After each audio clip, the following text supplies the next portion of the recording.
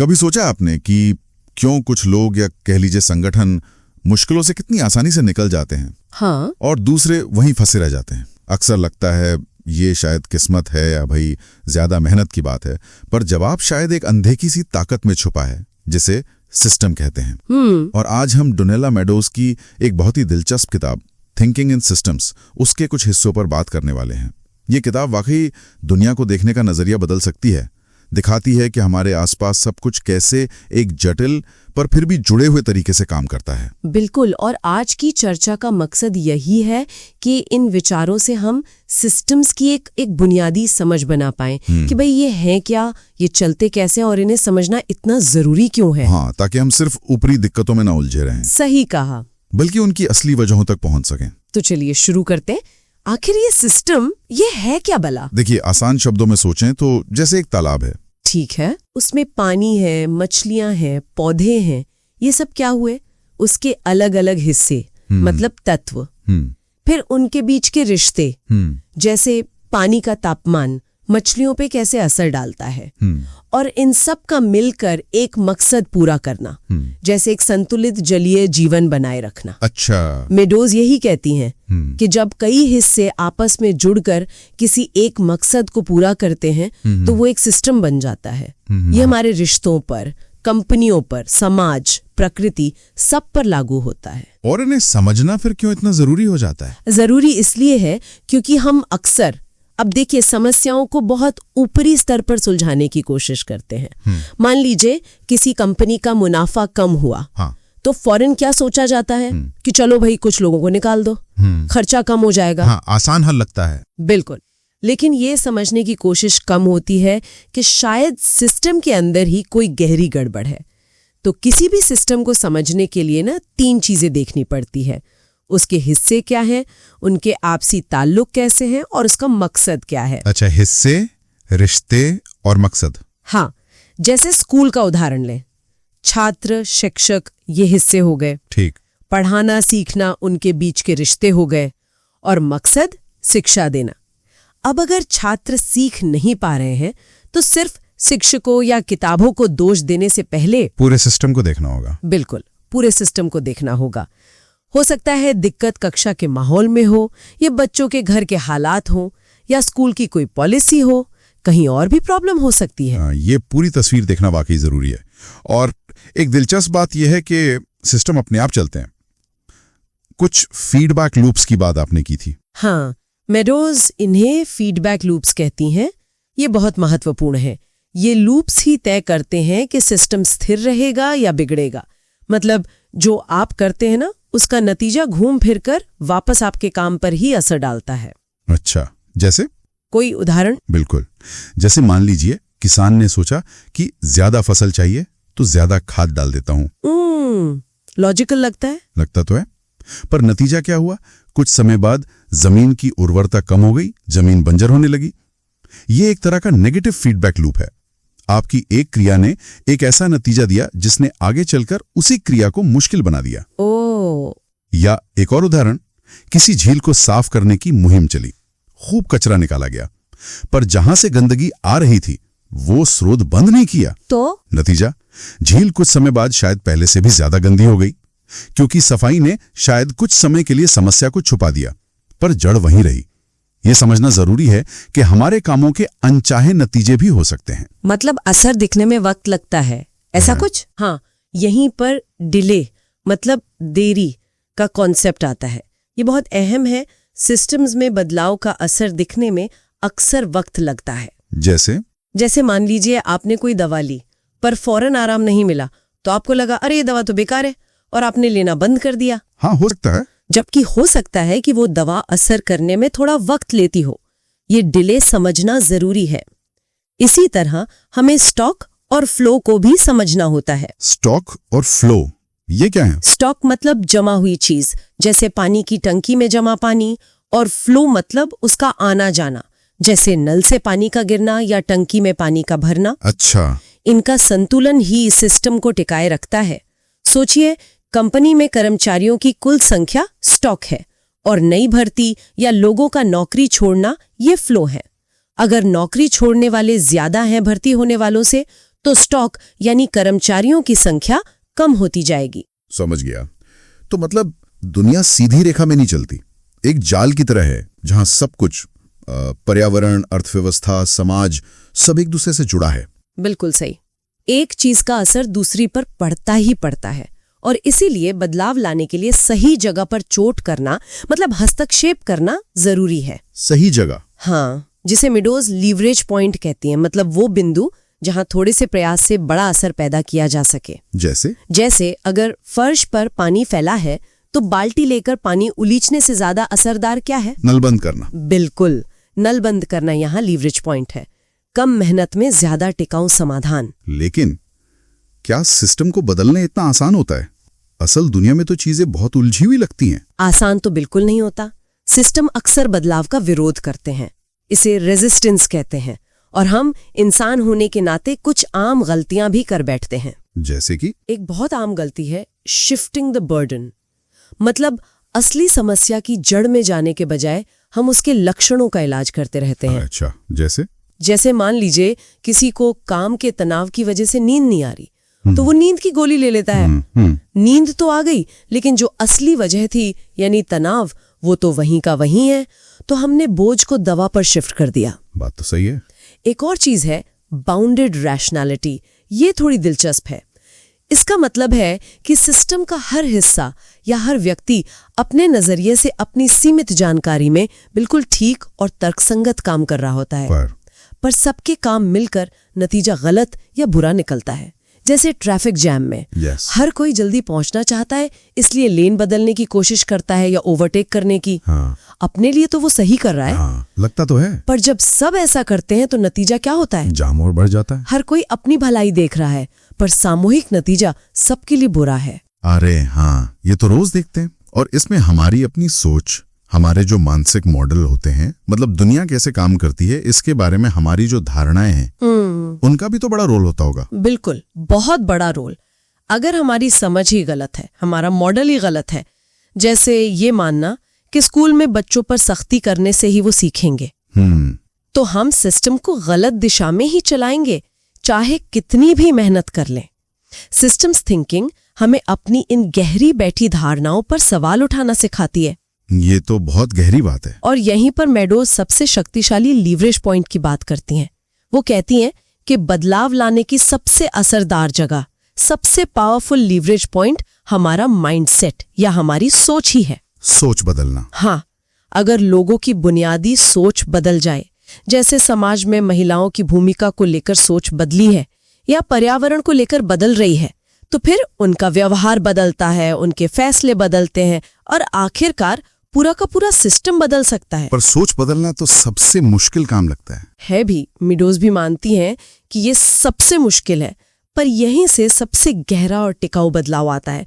इसके बिना बाकी सारी कोशिशें जैसे नियम बदलना या संसाधन बढ़ाना, वो शायद अधूरी रह जाएं। तो मतलब कुल मिलाकर देखें तो सिस्टम्स हमारे चारों तरफ हैं, हमारे काम में, हमारे रिश्तों में, समाज में, हर जगह। और उन्हें समझना, ये हमें समस्याओं की असली जड़ तक पहुंचने में मदद करता है। हाँ, और बदलाव के लिए सही जगह, वो लीवरेज पॉइंट पहचानने में मदद करता है। और सबसे बड़ी बात, अपनी ही सोच पर सवाल उठाने की हिम्मत देता है। बिल्कुल। हालांकि ये भी सच है कि किसी जटिल सिस्टम को पूरी तरह समझ लेना शायद मुमकिन नहीं है, क्योंकि वो लगातार बदलते रहते हैं, इवॉल्व होते हैं। लेकिन उनके पैटर्न को ध्यान से देखकर, उनकी बनावट को, उनके स्ट्रक्चर को समझकर और अपनी धारणाओं को लगातार चुनौती देकर हम यकीनन उन्हें बेहतर दिशा में ले जाने की कोशिश तो कर ही सकते हैं। और इसमें धैर्य रखना बहुत जरूरी है। धैर्य? हाँ, क्योंकि जैसा हमने कहा, सिस्टम तुरंत जवाब नहीं देते, उनमें डिले होता है, बदलाव का असर दिखने में वक्त लगता है। सही कहा। अगर अपने जीवन के किसी जरूरी सिस्टम को देखें, मान लीजिए अपनी सेहत या अपना काम या कोई अहम रिश्ता, और उसके समय के साथ व्यवहार को देखें, मतलब वो कैसे बदल रहा है समय के साथ, तो क्या उसमें कोई ऐसा पैटर्न या कोई ऐसी गहरी बात नजर आती है जिस पर पहले कभी ध्यान नहीं गया था? सोचने वाली बात है। सोचिएगा जरूर, शायद कुछ नया सीखने को मिले। कभी सोचा है कि हमारी रोज की आदतें या हमारे रिश्ते, ऑफिस के प्रोजेक्ट्स, यहाँ तक कि समाज की बड़ी समस्याएं, हाँ, ये सब अलग थलग नहीं है। ये सब किसी न किसी सिस्टम का हिस्सा है। घर, ऑफिस, समाज, हम सब कई सिस्टम्स में जी रहे हैं। बिल्कुल, हर चीज जुड़ी हुई है। तो चलिए इसे थोड़ा और खोलते हैं। कहाँ से शुरू करें? शायद निजी जिंदगी से। हाँ, वो अच्छा रहेगा। जैसे वो रोज की थकान वाला उदाहरण ले सकते हैं। हाँ, मान लीजिए कोई लगातार थका हुआ महसूस करता है, तो सिस्टम्स थिंकिंग ये कहती है कि ये सिर्फ ज्यादा काम का नतीजा नहीं है। नहीं, ये एक पूरा सिस्टम हो सकता है। आपकी नींद कैसी है, आप क्या खाते पीते हैं, स्क्रीन टाइम कितना है, तनाव का लेवल क्या है, यहाँ तक कि हम खुद से कैसे बात करते हैं वो भी सब जुड़ा है। हाँ, और यहीं पर फीडबैक लूप्स आते हैं। मतलब जब सिस्टम का आउटपुट वापस उसके इनपुट को प्रभावित करता है, एक चक्र सा बन जाता है। जैसे थकान हमें कम एक्टिव बनाती है ना? और फिर कम एक्टिविटी से और ज्यादा सुस्ती और थकान महसूस होती है। अच्छा, ये एक रीइंफोर्सिंग लूप है, ये खुद को और मजबूत करता जाता है। और फिर बैलेंसिंग लूप भी होते होंगे। हाँ बिल्कुल, वो स्थिरता लाने की कोशिश करते हैं। जैसे भूख लगी तो खाना खा लिया, शरीर वापस बैलेंस में आ गया। ओके। और मेडोज ने लेवरेज पॉइंट्स की भी बात की थी ना? हाँ, ये बहुत महत्वपूर्ण है। लेवरेज पॉइंट्स मतलब सिस्टम में वो खास जगह हैं जहां एक छोटा सा बदलाव भी बड़ा असर डाल सकता है। अच्छा, तो कहाँ होते हैं ये पॉइंट्स? मेडोज ने कई स्तर बताए हैं, लेकिन सबसे शक्तिशाली में से एक है सिस्टम का लक्ष्य बदलना। मतलब सिस्टम किस मकसद के लिए काम कर रहा है। सिस्टम का लक्ष्य जैसे सोचिए, कोई कंपनी है, अगर उसका एकमात्र लक्ष्य हर 3 महीने में मुनाफा बढ़ाना है, तो उसका पूरा सिस्टम, सारे फैसले उसी तरफ झुकेंगे। हाँ, भले ही लॉन्ग टर्म में नुकसान हो। बिल्कुल, शायद वो इनोवेशन पर ध्यान ना दे या कर्मचारियों की भलाई पर। लेकिन अगर लक्ष्य बदलकर टिकाऊ विकास और कर्मचारी कल्याण कर दिया जाए, तो पूरा सिस्टम बदलेगा, नियम, व्यवहार, सब। हाँ, ये बहुत शक्तिशाली है। और एक और लेवरेज पॉइंट है माइंडसेट। मतलब वो गहरी मान्यताएं, वो सोच जिससे पूरा सिस्टम बनता है। माइंडसेट, सोचने का तरीका। हाँ, इसे बदलना सबसे मुश्किल होता है, पर इसका असर भी सबसे गहरा होता है। इसीलिए मेडोज कहती थी, हीरो मत बनो, माली बनो। माली बनो मतलब सिस्टम को एकदम से बदलने की कोशिश मत करो, उसे समझो, धैर्य रखो और सही जगह पर सही समय पर धीरे धीरे पोषण दो। बदलाव खुद आएगा। वाह, ये बात तो रिश्तों पे भी लागू होती होगी ना? रिश्ते भी तो एक जटिल सिस्टम है। बिल्कुल, भरोसा, उम्मीदें, कम्युनिकेशन के पैटर्न्स, सब कुछ जुड़ा हुआ है। वो जो बार बार एक ही तरह की बहसें होती हैं कुछ रिश्तों में, हाँ, वो अक्सर किसी बिगड़े हुए फीडबैक लूप का संकेत होती हैं। जैसे एक साथी आलोचना करता है तो दूसरा चुप हो जाता है, और उसकी चुप्पी से पहले वाले को लगता है कि उसे सुना नहीं जा रहा, तो वो और आलोचना करता है। एग्जैक्टली। एक नेगेटिव रीइंफोर्सिंग लूप, ये बढ़ता ही जाता है। तो यहाँ लेवरेज पॉइंट क्या हो सकता है इस चक्र को तोड़ने के लिए? शायद सच में सुनना, बिना अपना बचाव किए बस दूसरे की बात को समझने की कोशिश करना। इससे सिस्टम में नया डेटा जाता है। हाँ, जो उस नेगेटिव लूप को बाधित कर सकता है। ये सिस्टम के अनकहे नियम बदलने जैसा है। नियम बदलना भी एक शक्तिशाली लेवरेज पॉइंट है। अच्छा, इसी तरह हम शिक्षा व्यवस्था को भी देख सकते हैं। उसका लक्ष्य क्या है? सिर्फ अंक लाना? या फिर सोचने की क्षमता, क्रिटिकल थिंकिंग विकसित करना? जैसा आपने कहा, लक्ष्य बदलने से पूरा सिस्टम बदल सकता है। हाँ, और सिस्टम्स थिंकिंग बच्चों को ये समझने में मदद कर सकती है कि दुनिया सीधी रेखा में नहीं चलती, हर चीज का असर दूसरी पर पड़ता है। और अक्सर कोई एक सही जवाब नहीं होता। ये क्यों के साथ कैसे और क्या हो अगर पूछना सिखाता है। करियर में भी तो ये दिखता है। कई बार लगता है कि सिर्फ मेहनत ही काफी नहीं है। सही कहा, तरक्की सिर्फ व्यक्तिगत काबिलियत पर निर्भर नहीं करती, उस सिस्टम को समझना भी जरूरी है। कनेक्शंस, टाइमिंग, मौके, यानी लेवरेज पॉइंट्स ढूंढना। हाँ बिल्कुल, और यही बात समाज पर भी लागू होती है। समाज तो सबसे बड़ा, सबसे जटिल सिस्टम है। जब हम भ्रष्टाचार जैसी समस्याएं देखते हैं तो अक्सर कुछ लोगों को दोष देकर रुक जाते हैं। हाँ, पर सिस्टम्स थिंकिंग हमें पूछने पर मजबूर करती है, वो कौन सी संरचना है, कौन से नियम है, कौन से लक्ष्य है जो ऐसे व्यवहार को पनपने दे रहे हैं। क्या सिस्टम में पारदर्शिता की कमी है या जवाबदेही कमजोर है? बिल्कुल, जैसा मेडोज ने कहा था, आप किसी समस्या को उसी सोच से हल नहीं कर सकते जिसने उसे पैदा किया है। यहाँ भी माइंडसेट बदलने की जरूरत है। इसमें वो लिमिट्स टू ग्रोथ वाला सिद्धांत भी जुड़ता है ना? हाँ, बहुत महत्वपूर्ण है। कोई भी सिस्टम हमेशा तेजी से नहीं बढ़ सकता। सीमाएं आती हैं, चाहे वो प्राकृतिक संसाधन हो या बाजार की क्षमता या लोगों का समय और ऊर्जा। पर्यावरण के मामले में ये सबसे साफ दिखता है। हम संसाधन इस्तेमाल तो कर रहे हैं, पर क्या सिस्टम उन्हें उतनी तेजी से दोबारा पैदा कर पा रहा है, ये सवाल है। हाँ, और सिस्टम्स थिंकिंग हमें इसी टिकाऊपन, सस्टेनेबिलिटी के बारे में सोचने पर मजबूर करती है। और एक बात आपने कही थी, सिस्टम्स में देरी होती है। हाँ, डिलेज। आज हम जो कदम उठाते हैं उसका असर शायद तुरंत न दिखे, महीनों या सालों बाद नजर आए। अच्छा, तो तुरंत नतीजों की उम्मीद नहीं करनी चाहिए। नहीं, इसीलिए मेडोज सक्रिय प्रतीक्षा की बात करती हैं। मतलब बदलाव के लिए काम करते रहो, पर धैर्य रखो। सिस्टम को प्रतिक्रिया देने में समय लगता है। तो ये सीधी रेखा में सोचने, ए से बी की बजाय गोल सर्कुलर सोचने, ए का बी पर असर और बी का वापस ए पर असर। बिल्कुल। तो अगर हम संक्षेप में कहें, सिस्टम्स थिंकिंग एक तरह का चश्मा है। हाँ, जो हमें चीजों के बीच के कनेक्शन, उनके पैटर्न, उनके फीडबैक लूप्स देखने में मदद करता है। और ये समस्याओं की जड़ तक जाने और बदलाव के सही पॉइंट्स, वो लिवरेज पॉइंट्स खोजने का एक तरीका है। हाँ, और ये सिर्फ कोई किताबी थ्योरी नहीं है, ये एक अभ्यास है। रोजमर्रा की जिंदगी में से इस्तेमाल करना है। कैसे? अपने आसपास के सिस्टम्स को ध्यान से देखना, सवाल पूछना कि यहाँ असल में हो क्या रहा है, कौन से फीडबैक लूप्स काम कर रहे हैं, सिस्टम का लक्ष्य क्या लगता है, नियम क्या हैं, और कहाँ छोटा सा बदलाव बड़ा असर डाल सकता है। बिल्कुल, ये सब सिस्टम्स थिंकर बनने की प्रक्रिया है, और इसमें जैसा मैंने कहा धैर्य बहुत जरूरी है।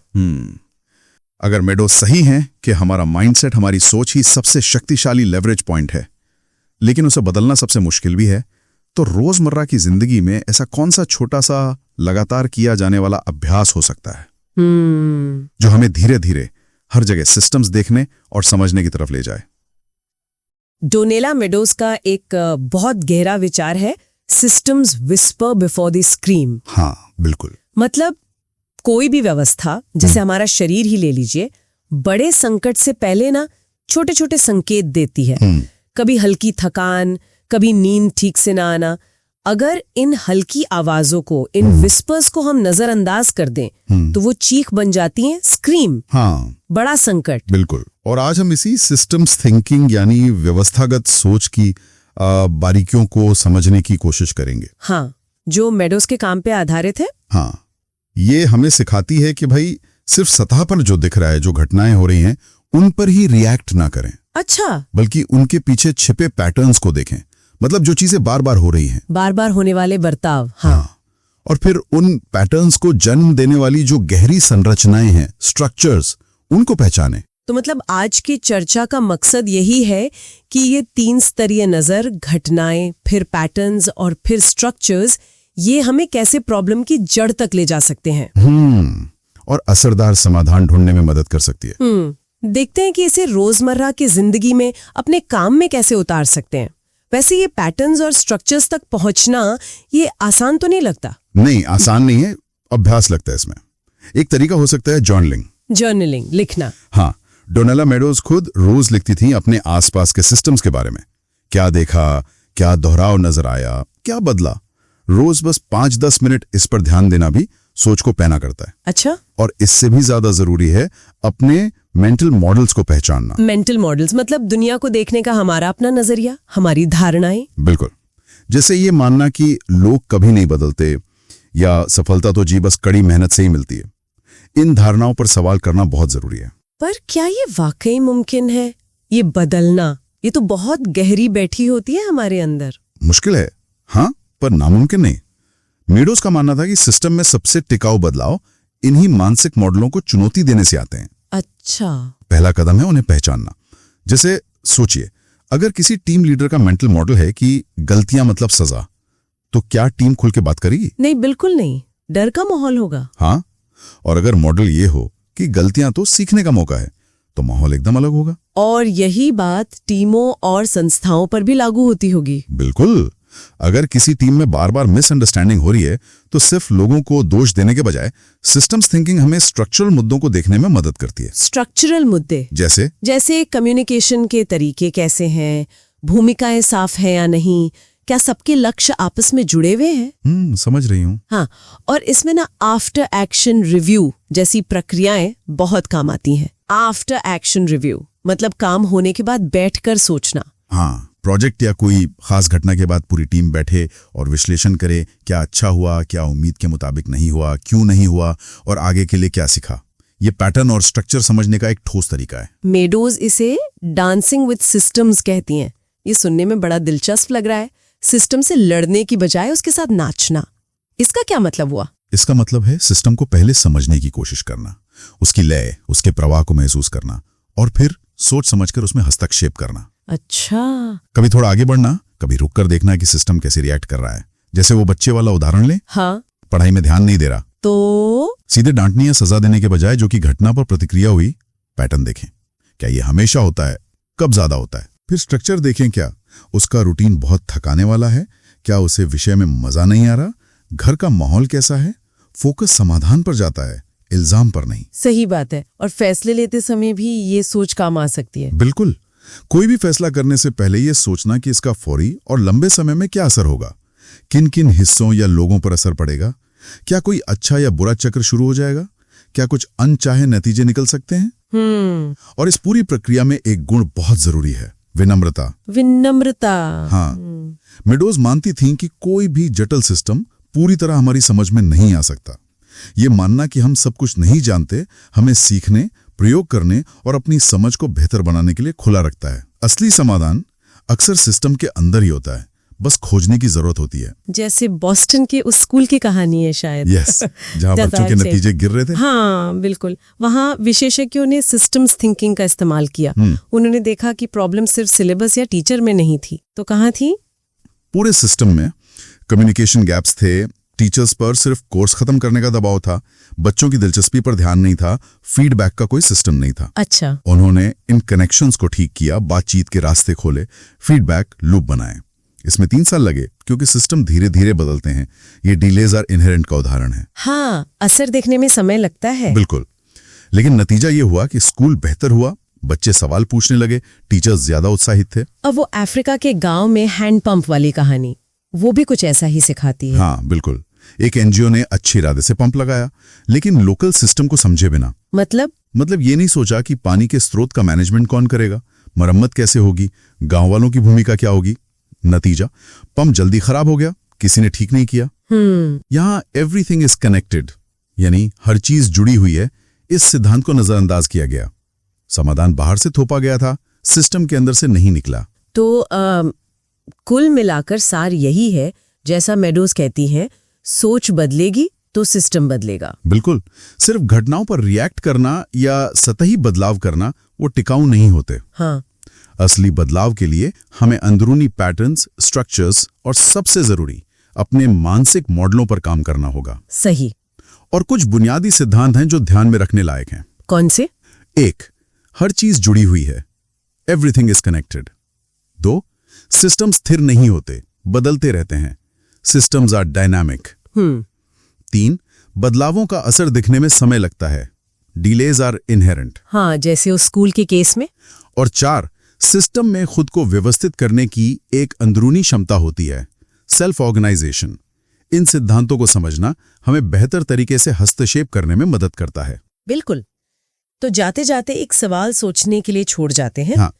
अपनी जिंदगी का कोई एक चुनौतीपूर्ण पहलू सोचिए, शायद स्वास्थ्य, रिश्ते या करियर। उसे एक सिस्टम की तरह देखने की कोशिश करें। इसके मुख्य हिस्से क्या हैं, उनके बीच आपसी निर्भरता कैसी है, कौन से पैटर्न बार बार दिख रहे हैं, फीडबैक कैसे काम कर रहा है, और सबसे अहम बदलाव लाने के लिए सबसे असरदार बिंदु मतलब लीवरेज पॉइंट्स कहाँ हो सकते हैं। वो छोटे बदलाव जिन सिस्टम में बड़ा असर पैदा हो सके। बिल्कुल, इस नजरिए से देखने पर समाधान खोजने का तरीका कैसे बदल सकता है, सोचने वाली बात है।